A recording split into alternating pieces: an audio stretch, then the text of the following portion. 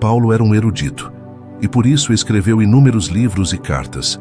No entanto, houve uma carta impactante que detalhou os verdadeiros e perfeitos aspectos de Jesus, a quem ele conheceu no caminho para Damasco.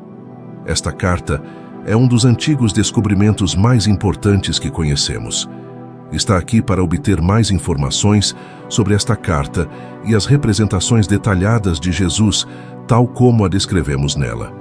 Assim, vamos diretamente ao tema. Queremos nos inscrever para fazer parte desta comunidade e, assim, não perder nenhuma atualização quando subirmos um novo vídeo. Se houvesse um incrédulo em quem não poderíamos confiar para nos contar sobre Jesus, seria Saulo. Mas depois de conhecer Jesus, tudo mudou.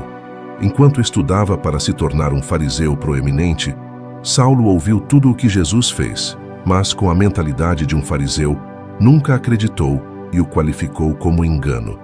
Ele também prometeu lidar com Jesus e seus seguidores ao terminar seu tempo na escola. Antes de Paulo se encontrar com Jesus e mudar seu nome no caminho para Damasco, ele era conhecido como Saulo e era muito popular entre seus colegas em Jerusalém. Saulo nasceu em Tarso, uma cidade na região que hoje é a Turquia, para pais judeus da tribo de Benjamim. Tarso era uma cidade importante no Império Romano e um centro de aprendizagem que influenciou a educação e a criação de Saulo. Tarso era uma cidade importante no Império Romano e um centro de aprendizagem que influenciou na educação e criação de Saulo. Ele não só foi educado na lei e nas tradições judaicas, mas também recebeu uma educação completa na cultura e filosofia grega devido à natureza cosmopolita de Tarso. Essa educação lhe proporcionou um profundo conhecimento tanto das escrituras judaicas quanto da cultura greco-romana, qualificando-o de forma única para se envolver no diversificado mundo do Mediterrâneo Oriental.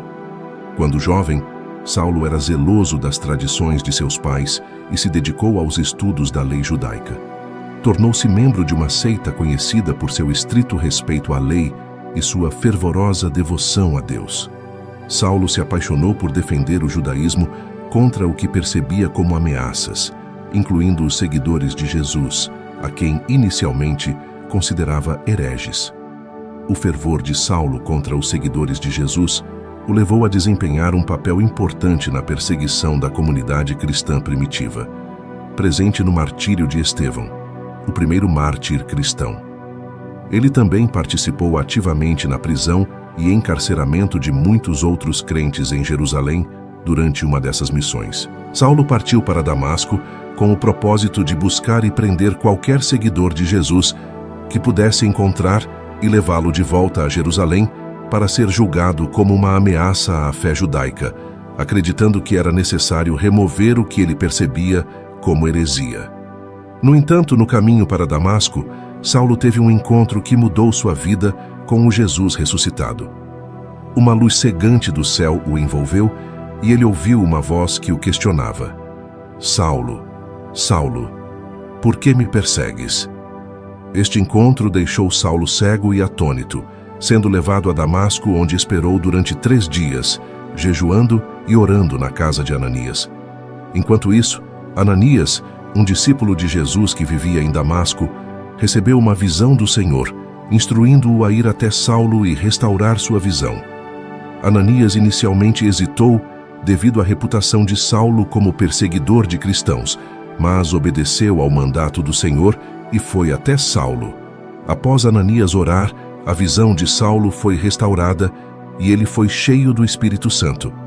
Este relato se encontra em Atos 9:1-19. Durante este tempo, Saulo experimentou uma profunda transformação, passando de perseguidor da igreja a um dos seus mais fervorosos defensores. Seu encontro com Jesus no caminho de Damasco o levou à sua conversão e ele foi batizado, recebendo a visão e o Espírito Santo. Através da sua conversão, Saulo, agora conhecido como Paulo, se tornou uma das figuras mais influentes do cristianismo primitivo. Ele empreendeu viagens missionárias por todo o Império Romano, divulgando a mensagem de Jesus Cristo, tanto aos judeus quanto aos gentios. Suas cartas, que constituem uma parte importante do Novo Testamento, continuam a moldar a teologia e a prática cristã até os dias de hoje.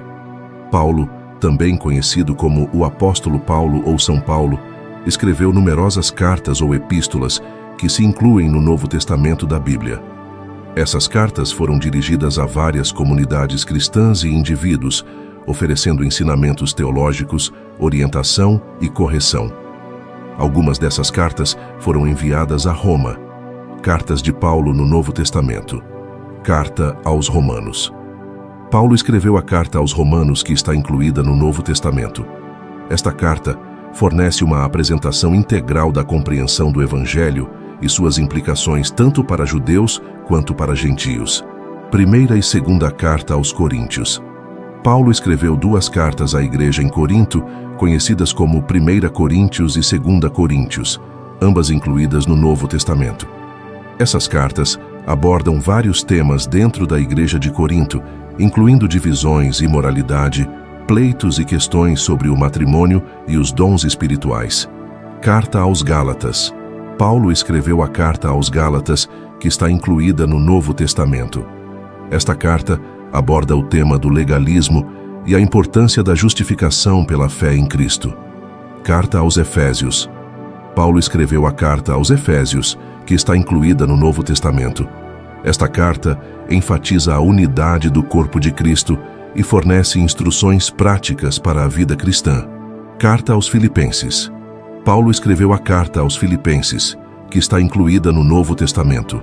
Esta carta expressa o gozo e a ação de graças de Paulo pelos crentes filipenses e os exorta a manter-se firmes em sua fé no meio da perseguição. Carta aos Colossenses. Paulo escreveu a carta aos Colossenses, que está incluída no Novo Testamento. Esta carta aborda a heresia do gnosticismo e exalta a supremacia de Cristo. Primeira e segunda carta aos Tessalonicenses. Paulo escreveu duas cartas à igreja em Tessalônica, conhecidas como 1 Tessalonicenses e 2 Tessalonicenses, ambas incluídas no Novo Testamento. Essas cartas trazem orientação e instrução aos crentes tessalonicenses com respeito ao retorno de Cristo e a viver à luz desta esperança. Cartas apócrifas e outros escritos. Além dessas cartas que se encontram na tradição bíblica, é sustentado que Paulo também escreveu outras cartas que não estão incluídas no Novo Testamento. Algumas dessas cartas podem estar sob a custódia do Vaticano em Roma, mas sua autenticidade e status canônico são debatidos entre os eruditos. Fora do cânon do Novo Testamento, existem outros escritos cristãos primitivos, referidos como os apócrifos do Novo Testamento, ou escritos não canônicos. Estes escritos incluem várias cartas, evangelhos, Atos e Apocalipses atribuídos aos apóstolos ou outras figuras do movimento cristão primitivo. Muitos desses escritos levam o nome de Paulo e afirmam ser escritos por ele, mas sua autenticidade e status canônico são objeto de debate entre os eruditos. Arquivos do Vaticano e escritos perdidos. O Vaticano, como sede da Igreja Católica Romana, possui uma vasta coleção de manuscritos e documentos cristãos antigos, incluindo muitos escritos cristãos primitivos. No entanto, a presença desses escritos nos arquivos do Vaticano não necessariamente lhes confere status canônico. Alguns desses escritos, incluindo a Epístola aos Laodicenses, são mencionados em Colossenses 4,16, onde Paulo instrui os colossenses a trocar cartas com a igreja em Laodiceia e ler a carta de Laodiceia. No entanto, a carta a qual se faz referência não foi encontrada, e há um debate entre os eruditos sobre se alguma vez existiu ou se foi uma obra perdida de Paulo. Também há a terceira epístola aos Coríntios. Enquanto as duas cartas canônicas de Paulo aos Coríntios estão incluídas no Novo Testamento, há referências nos primeiros escritos cristãos a uma terceira carta aos Coríntios. Alguns eruditos acreditam que isso pode se referir a 2 Coríntios, enquanto outros sugerem que poderia ser uma carta separada, que se perdeu ou foi incorporada a outros escritos. A Epístola aos Alexandrinos é mencionada por Clemente de Alexandria. Alguns acreditam que esta epístola é uma carta perdida de Paulo aos cristãos em Alexandria. Apesar de sua autenticidade e existência serem incertas, já que não foram encontradas cópias da carta, Os Feitos de Paulo e Tecla é um texto cristão primitivo que narra as aventuras de Paulo e uma companheira chamada Tecla. Embora não seja uma carta atribuída a Paulo, é uma obra importante associada a ele. Não está incluída no cânone do Novo Testamento e é considerada apócrifa, mas foi muito apreciada